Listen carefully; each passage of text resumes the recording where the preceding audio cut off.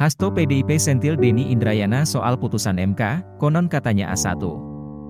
Jakarta, CNN Indonesia, Sekretaris Jenderal, Sekjen, PDIP, Hasto Kristianto mengingatkan Denny Indrayana agar mempertanggungjawabkan pernyataannya soal putusan Mahkamah Konstitusi, MK, terkait sistem pemilu. Hasto menyoroti pernyataan Denny yang sempat menyebut MK bakal mengabulkan gugatan sistem pemilu menjadi proporsional terbuka. Pernyataan itu belakangan keliru setelah MK menolak sepenuhnya gugatan tersebut. Dan yang bersangkutan juga harus mempertanggungjawabkan atas pernyataan-pernyataannya yang tidak disertai dengan bukti, kata Hasto dalam jumpa pers daring, Kamis 15 Juni. Hasto mengingatkan agar semua pihak mestinya tak menggunakan prasangka tanpa disertai bukti. Apalagi, dugaan tersebut disampaikan di ruang publik dan sangat bernuansa politis. Tidak boleh seseorang menyampaikan informasi kepada publik yang penuh muatan politik penuh dengan kepentingan politik, kata Hasto.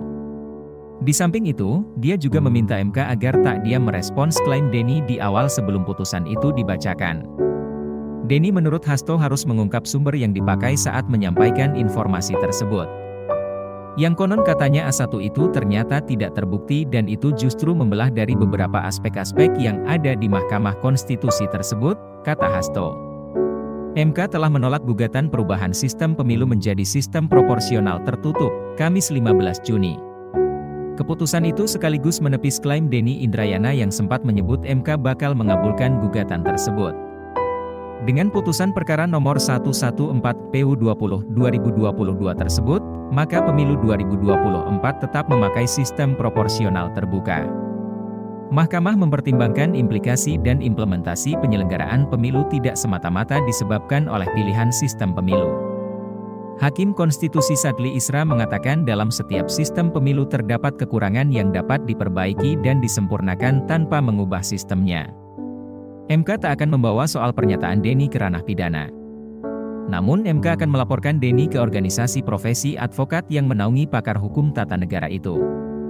Denny sendiri mengapresiasi langkah MK tak melaporkannya ke pidana. Soal MK yang menyikapi unggahan saya dengan berkirim surat kepada organisasi advokat adalah pilihan yang menarik dan bijak. Apresiasi saya karena MK tidak memilih jalur pidana, kata Denny dalam keterangannya, Kamis 15 Juni. Denny menilai dengan menghindari jalur pidana itu, maka MK membuka ruang atas kebebasan berpendapat dan menyampaikan pikiran.